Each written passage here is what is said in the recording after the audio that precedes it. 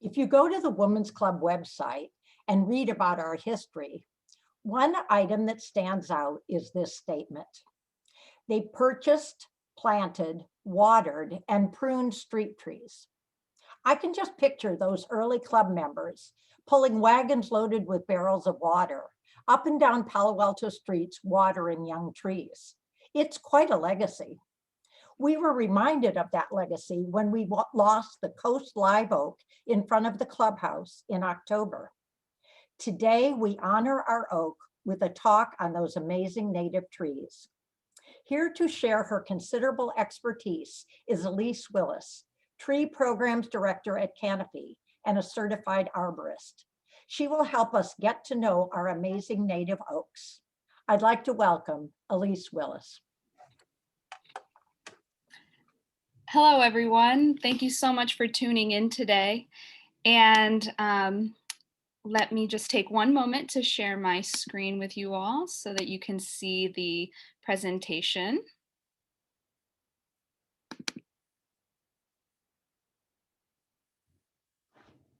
All right, hopefully you all can see this all right. I see some nods, so that's great. So today, we're going to be getting to know our amazing native oaks. And many of you already know our native oaks quite well. You've lived among them and enjoyed them for many years. And so I hope that today I can share something new with you.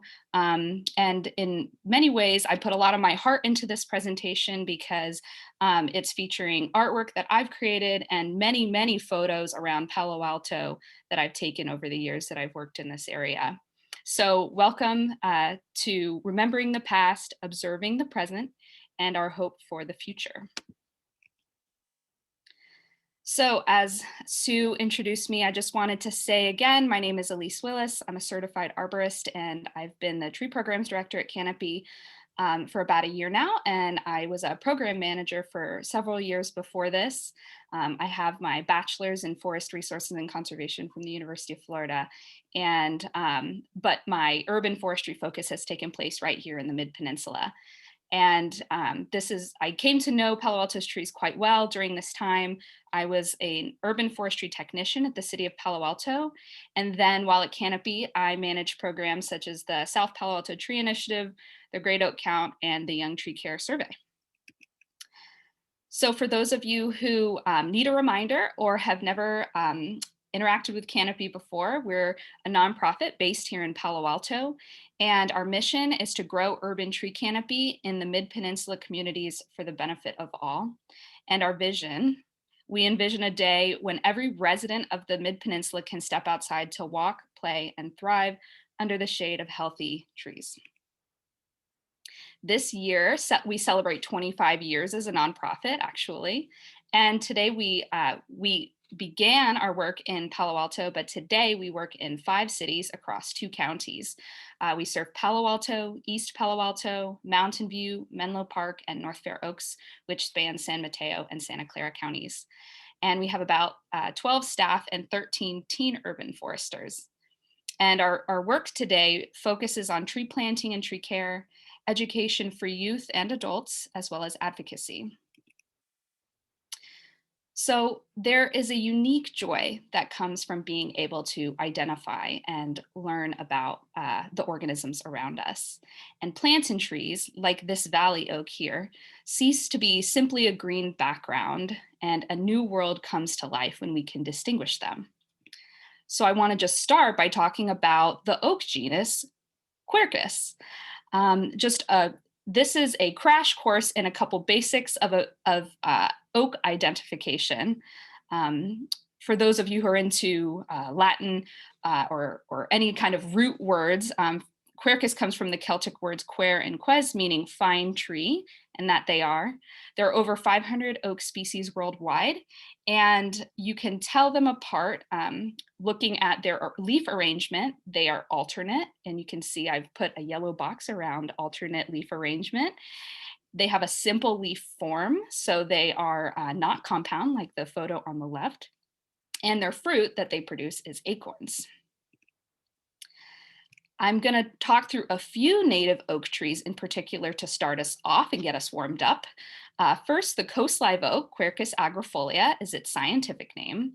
This is an evergreen tree that grows relatively quickly and can reach 70 feet high 70 feet in height and spread. And although it's a true evergreen, its leaves persist only for 1 year and then fall off the tree when the new growth comes in the spring. These are bushy, dark green all year with these cool cupped little leaves. Um, all of these photos are from Palo Alto. You can see they can get quite large. They have these great gray trunks, and they're pretty common in our area. Next is the valley oak, Quercus lobata, which is considered by many to be the monarch of California oaks by virtue of its size, its age, and its beauty. The valley oak is a deciduous tree that loses its leaves in the winter and is considered protected species by the city of Palo Alto, along with the coast live oak that I just showed you. They have really amazing crooked limbs and these lobed leaves, and the trunks are quite blocky, kind of like alligator hide when they're mature. And they're just quite large and majestic. Next is the blue oak, Quercus douglasii. You may be less familiar with this one. It's especially suited to withstand hot temperatures, and this native oak typically is found growing in areas such as valleys and coastal ranges, and it's quite slow growing as well. It's also deciduous like the valley oak, and it's quite well known for its bluish tinted leaves, which is really lovely. And this is a less common oak in Palo Alto, but you will find it planted these days more often as street trees. And then finally, I want to talk about the California black oak, Quercus kellogii. The black oak is highly drought tolerant and the most widely distributed of all the oaks in the West, growing in most areas throughout California. And this tree is deciduous as well and can grow quite large like the coast live oak. It has a really lovely rounded crown as well. And the acorns, in fact, were preferred by Native Americans, by many Native Americans, and a common staple of their diet. You can see it has lobe leaves like the valley oak, but it's got pointy, it's pointy and it's not just smooth lobed. And again, this one you're going to find much less commonly, but you'll find it as a newer street tree these days. And you can see one quite nice distinguishing characteristic is the very pretty reddish pinkish new foliage that comes out when it's leafing out after winter. So one really amazing thing about oaks is that they are iconic. There is a professor at Cal Poly San Luis Obispo named Matt Ritter, who said oaks are the most iconic and characteristic trees of California. Many people in my position take him at his word. He knows a ton about our trees in California. But in fact, oak woodlands make up 10% of the land area in our state here. And there are 21 that are native to California. 10 grow into trees and 11 grow into multi-stem shrubs more often. These native trees, they range from barely knee-high to the largest in the world. The knee-high would be like Canyon live oak, and the largest in the world would be valley oak. And I will say the native species are restricted to Western California, Southwest Oregon, and Northern Baja California. Oaks are also well-adapted trees. They're well adapted to the California environment of dry summers and periods of drought. They're able to thrive with less water than many other trees in the urban environment, in fact, and contribute to reduced need for irrigation when we plant them. And they're native. And one really interesting thing I'll talk about more, probably several times today, is how they do not want any irrigation in the hot, dry summertime. Oaks are very critical for habitats and many other things. One oak tree can actually provide for thousands of organisms. You can see here the focal species on the right. These were identified by the San Francisco Estuary Institute, or SFEI, in their Re-Oaking Silicon Valley report a few years ago.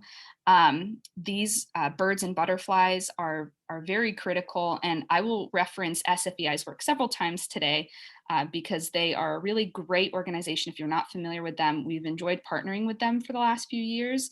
They've taught us a lot, and they, just to tell you really quickly, they serve as this boundary organization where they take a lot of the really amazing research that's happening and they translate it into very practical management applications and recommendations for land managers. So they're taking really good science and turning it into really good practices. So I'm going to reference their Reoaking book a couple times, and we'll make sure that anything I reference for the rest of this talk, we will share it with you after. All the links. So back to oaks being critical. In our region, oaks in particular have played a key role in supporting local ecosystems and sustaining a diverse web of native wildlife. And many of you probably already know this, but there's a shared evolutionary history that has produced very diverse flora and fauna that have adapted to use and become dependent upon our native oaks. And it's worth mentioning too that non-native wildlife benefit from oaks and native wildlife benefit from non-native oaks. Oaks are also dependable. They contribute to soil nutrient and hydrological cycling and form the base of a rich and varied food web, as I mentioned, largely through acorn production. Oak landscapes are known to increase biodiversity and ecological resilience. They improve critical urban forest functions by providing shade and storing carbon. They enhance the capacity of cities to adapt to a changing climate. And they clean the air and beautify our surroundings. And oaks are historic. For millennia, California's Native Americans coexisted with oaks in the oak woodlands. Acorns were a staple food crop. They used controlled fire to rejuvenate the land and manage it. And oaks provided shelter. And there are many oak-centric place names throughout our state, like Oakland, Thousand Oaks, Oakley. These and probably more really point to this historic influence of oaks for people for decades and centuries. And so here we are with our wonderful partners talking to these partners in Palo Alto. And so I want to touch on Palo Alto's tree history, a brief version of it. So with the help of Palo Alto's Urban Forest Master Plan and some Googling, I'd like to touch on a few of our local and recent history with trees. So 1890 to 1920, we had a lot of the early tree plantings. I put in here when the Women's Club was established, 1894, when Gamble Garden was first established, 1902. There's this wonderful quote from Trees of Palo Alto that says, from 1903 to 1916, the women of Palo Alto adopted the role of guardian angels to all trees, which I think is really wonderful. And then from the 1920s to 50s, we had a street tree system and park improvements all across the city. And then from the 50s to the 80s, as many of you might know, lots of development happened in the area. And so there was also lots of critiquing of street tree systems we had and the parks we had. And so lots of good things came out of that time too. And so in 1982, there was a street tree management plan and a task force. Gotta love task forces. And so then we transitioned into the 1990s to 2010s, where we were seeing in the 90s, actually, oak loss was observed. Lots of people were feeling like and seeing lots of oak trees coming down across the city. And so decided that there should be a tree task force again. And from this task force came many recommendations, including having a tree ordinance that would protect oaks and redwoods, and even formed Canopy in 1996. In 2013, we got our first urban forester, who's Walter Passmore. He's really great. And in 2015, the Urban Forest Master Plan was adopted, which you can see a snapshot of the cover here. And this plan is really wonderful and is a great source for diving into this history even deeper, because I really just gave a super brief description. But this plan has a really nice snapshot and history details. So going with this thread of history, so one of the first projects that Canopy took on when it was established was something called the Oakwell Survey. Volunteers with Canopy conducted this native oak survey 20 years ago-ish now. And it was one of those first projects where we had these oak loss observations from the 90s, and we had this new oak protection ordinance, but there wasn't a lot of hard data to go off of. And so by collecting information about the native oak population, they hope to be able to have more informed management decisions in the future. And so the purposes of this program was to get a baseline for how many oaks of these native oaks we have, those 4 native oaks I talked about earlier, and to distribute native oak care tips to homeowners, which I thought was quite practical. And so, and here's a fun cup that says Oakwell Survey Survivor, 1997 to 2001. I'm sure, I know I got a kick out of that mug. So here's what they found from this in the survey.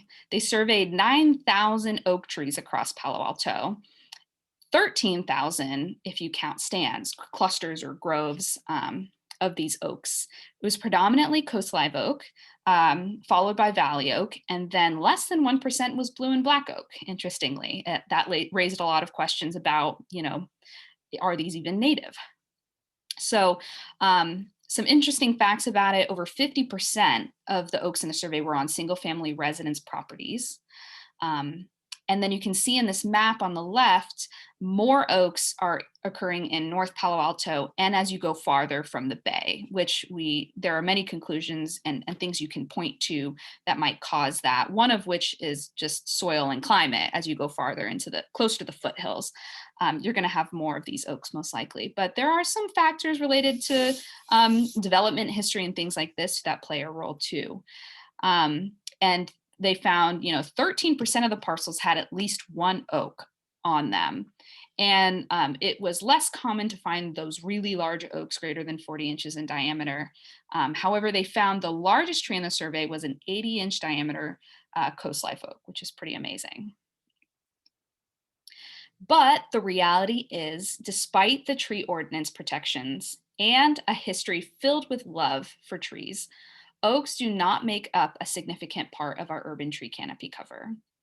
On the left is a clip from the master plan with street tree data from 2015. You can see a couple of highlighted trees species are these natives, and less than 3% of the total street tree population was coast live oak and valley oak. We know that these tend to be larger trees and are therefore well suited for private property, rather than a narrow planting strip. However, there is a need for well-adapted street tree population as well. So having oaks incorporated in this is something that we would want to have. And then on the right, you can see in the photo from 1941, the black and white one on the bottom left, many trees were cleared to develop the area. And this was a common practice then and continues to be quite popular today, meaning we lost most of the mature trees that were here then, unless a few were intentionally preserved. And for a long time, the trees we've removed have been replanted more often with things other than native oaks. So SFEI's re-oaking report that I mentioned earlier made it clear that over the last 2 centuries, once prevalent oak woodlands have been largely eliminated, first through agricultural conversion and later by rapid development and urbanization. So the indigenous Californians lived in Land of the Oaks for thousands of years, harvesting acorns and introducing fires that significantly shaped the valley. By the early 1900s, we became the Valley of Heart's Delight, where people converted the land to highly productive agriculture and orchards. And then within 100 years, we became Silicon Valley, a patchwork of urban trees and developed areas. This graph comes from SFEI. We hear the term landscape resilience a lot, but what does that actually mean? Well, landscape resilience is defined as the ability of a landscape to sustain desired ecological functions, robust native biodiversity, and critical landscape processes over time and under changing conditions, and despite multiple stressors and uncertainties. So in Silicon Valley circa 1850, this landscape was great for wildlife, but didn't stand a chance when it came to stressors and changing conditions brought on by urbanization.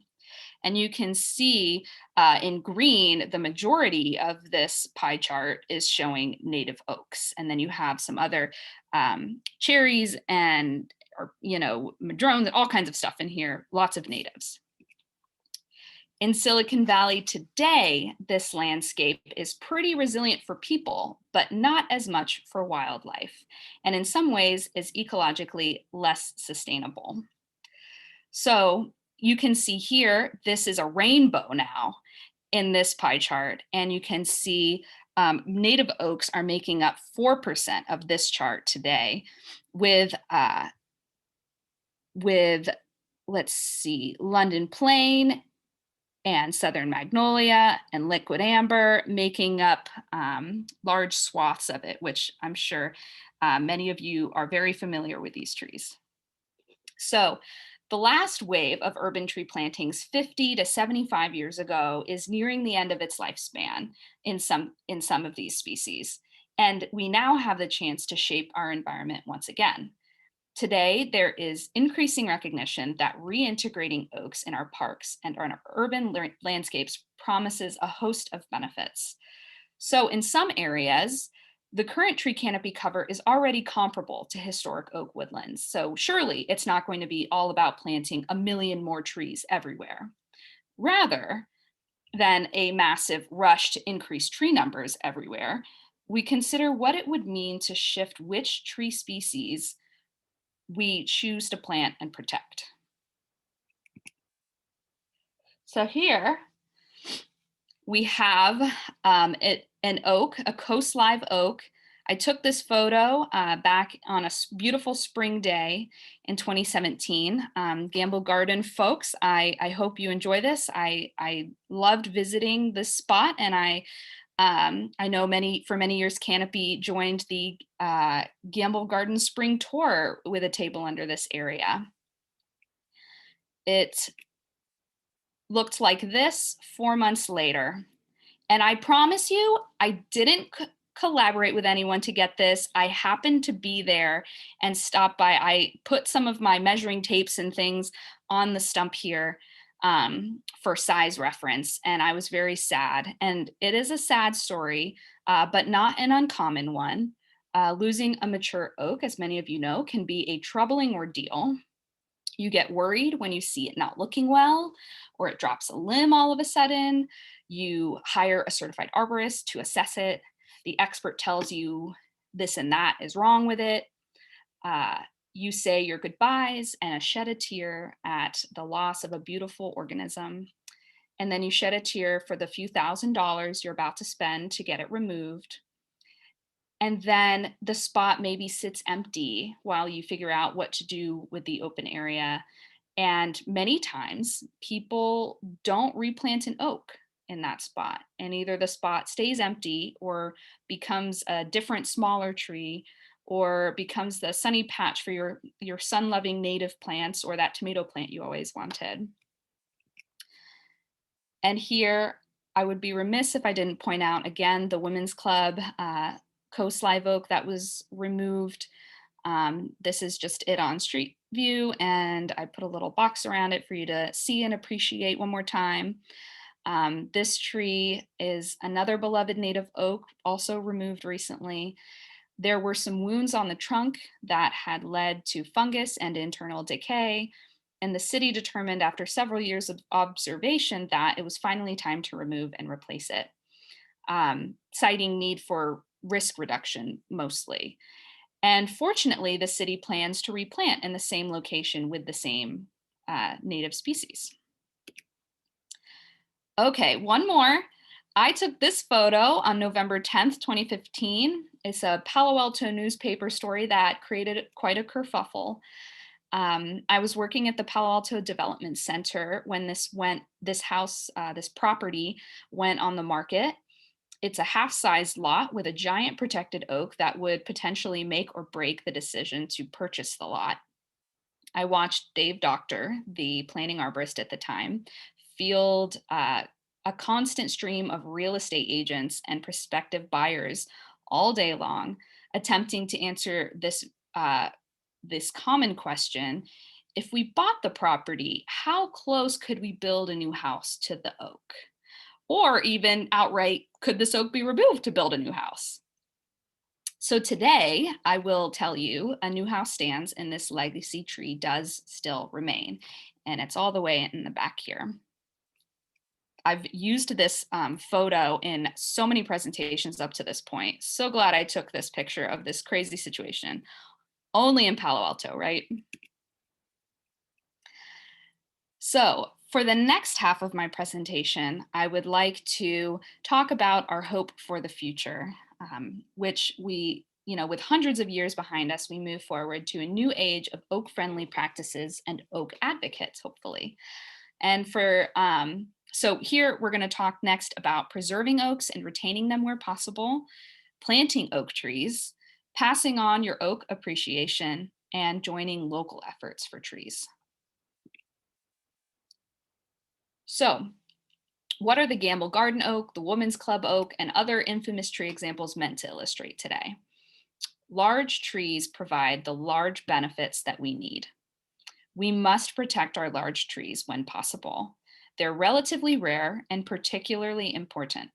The benefits of large trees can't be overstated because we know that large growing and long-lived trees pay us back economically, socially, and environmentally. So I want to talk about a little bit about appropriate protections for these trees, what development review plays in this, and proper oak tree care.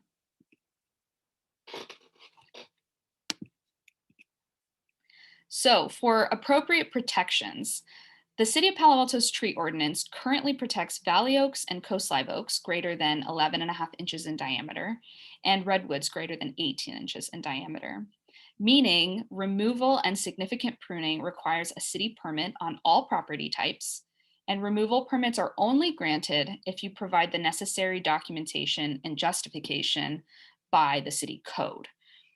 There have been several plans over the years that have given direction for tree management across the city, and in particular, the tree technical manual here has given guidance for tree protection and mitigation during development. And the Urban Forest Master Plan guides us forward today with lots of meaningful goals. And so I'll talk a little bit more about plans and things later, but this is the gist. And so for development review, preservation of this particular very old valley oak in the Southgate neighborhood was prioritized when construction was planned for the house next to it. Early plan review among all stakeholders is usually key to make sure a tree protection zone is designated, installed, and enforced. So oftentimes the city and stakeholders have a role to play in development review to protect trees. It's worth noting that some oaks endure less ideal environments when people don't go through the proper channels to get approval for things, or perhaps construction took place before the ordinance was even established in 1996. So remediation can be taken to free the trees from this wall, but it can be costly. So it's better to construct with trees in mind from the beginning. And so I'm going to spend a few slides talking about proper oak tree care, which is really important. And some of these things will be reminders, and some of these things will be new, hopefully. So I will share after this information on our website. You can see here, this is a little snapshot from Canopy's website that has lots of resources on tree care. And so in general, we want to remember that the area within 10 feet of the trunk of a native oak should remain undisturbed and clear of most vegetation as much as possible, especially when it's mature. So competing plants like lawns and ivy, these can trap moisture around the root crown and right at the base of the tree, and creates the perfect environment for fungus.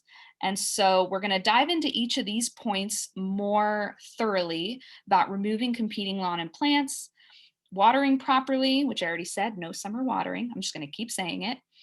Natural fertilization, leaving the leaves and twigs when they fall, pruning, and having inspections done when needed. So what you're going to want to do is direct water directly to the root zone. So water close to the trunk when the tree is young, and then as the tree grows and its drip line, its canopy expands, you're going to want to extend your watering area out all the way out to the drip line as far as possible, basically, to reach where roots are growing. So mature native oaks, as I've said, do not tolerate irrigation in the dry summer months. So ideally, no irrigation would be applied during this time to the area from the base of the trunk all the way out to the drip line, no water. If irrigation is applied near the trunk during the dry season, the oak root fungus, armillaria, can grow due to the combination of warmth and moisture. So we don't want to water there. We don't want water to collect there around the root flare and the root zone, root crown, whatever you want to call it, that whole area right at the base of the tree. So because you don't want that issue to arise. And you also want to make sure sprinklers aren't spraying your tree trunks. And so here's a couple of photos of widening out the area, but these are smaller trees here where you can see that the root zone's quite small, so you're going to water quite close to the tree trunk. We've got lots of resources on our website with watering guidelines, and our tree library, Save Our Water in Our Trees, was put together back when we were in the drought. And so there's lots of interesting resources there for water conservation. A big one is mulch. Use natural mulch, such as arborist wood chips. These work great. Mulch is a powerhouse for increasing water retention and preventing runoff. It adds nutrients to the soil, it insulates roots from intense heat and cold, and it even mitigates soil compaction. So apply mulch out to the drip line and enlarge it as the tree's drip line expands, similar to with watering.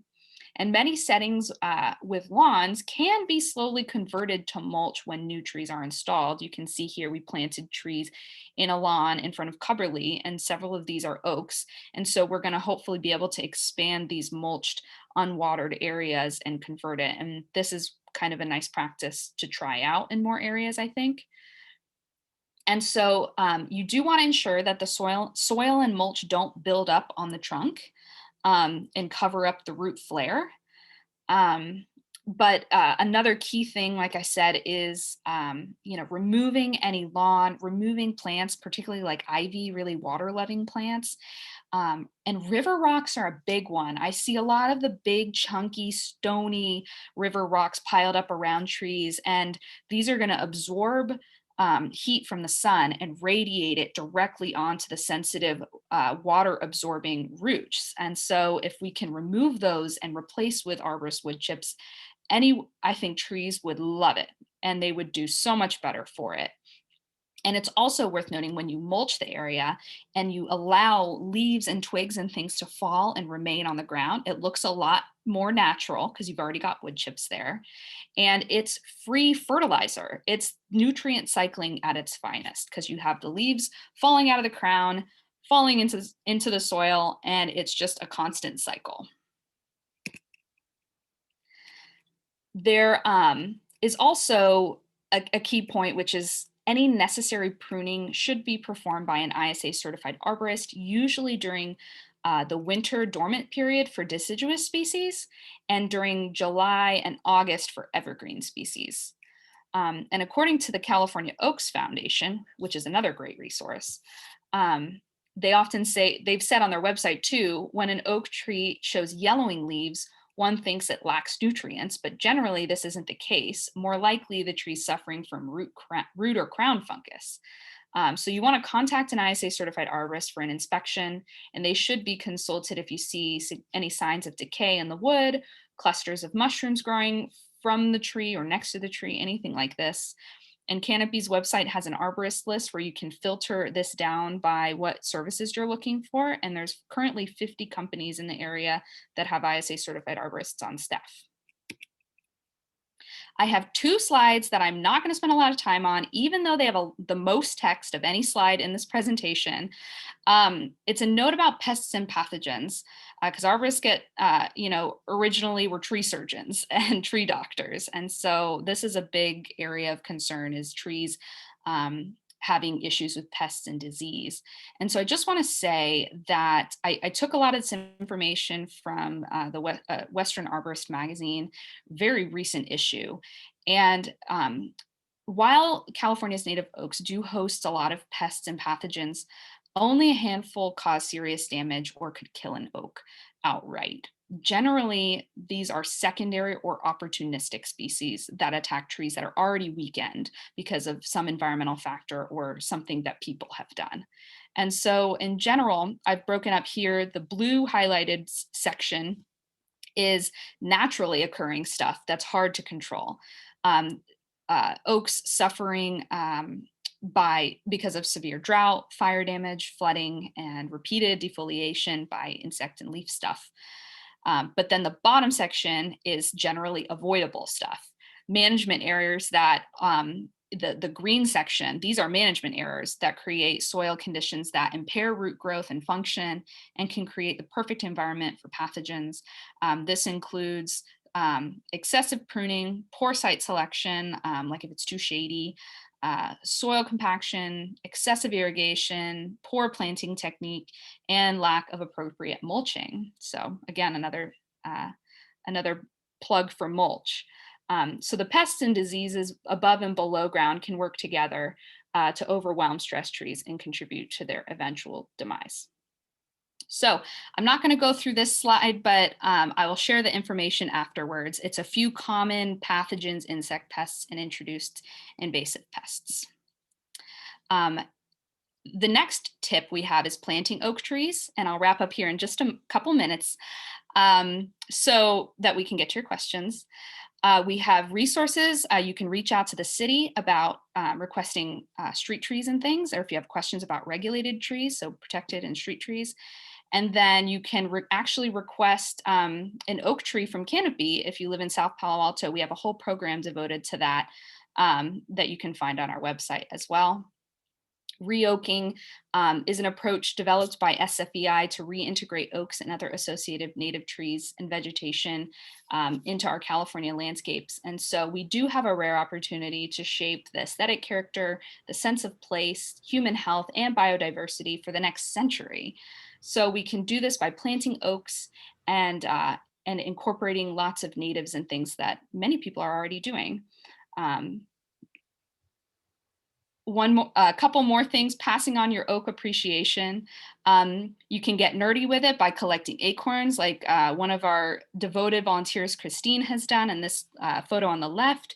You can go out and enjoy time in nature with your loved ones or friends.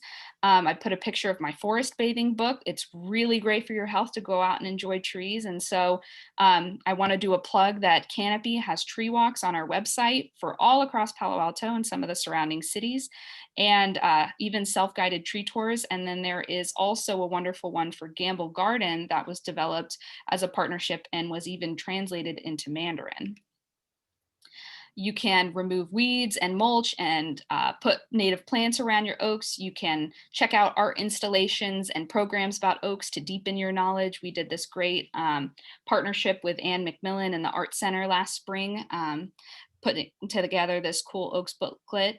And I like to just say, have fun with it. This is Groot, if you don't know, a Marvel Universe character in a bunch of movies.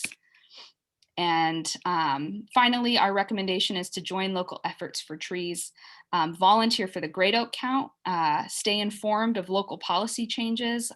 For instance, there is a new tree and landscape technical manual and ordinance coming soon, and we recommend acting on our oak care tips. And so just a couple things is that the Great Oak Count we've been working on since 2017 to update um, our oak data. And so we host trainings to help you ID the trees and record the data in our online tree map. And it's really fun. And we even brought back the putting door hangers with oak care tips for folks' houses where we survey the oaks. And if you want to get involved with that, you can email greatoakcount@gmail.com. You discover lots of fun and interesting things along the way, lots of cool galls and photo ops and big trees. And keep informed, keep involved, keep staying up to date. This is a really cool tree at a really cute house in College Terrace that I found when doing the Great Oak Count. And you get these really great moments, and you get to appreciate that, when we preserve our trees and we keep up to date with what's happening to them, we can be more likely to keep these great images around. So with that, I will leave you with this quote and say thank you. And now we can transition in just a moment over to questions.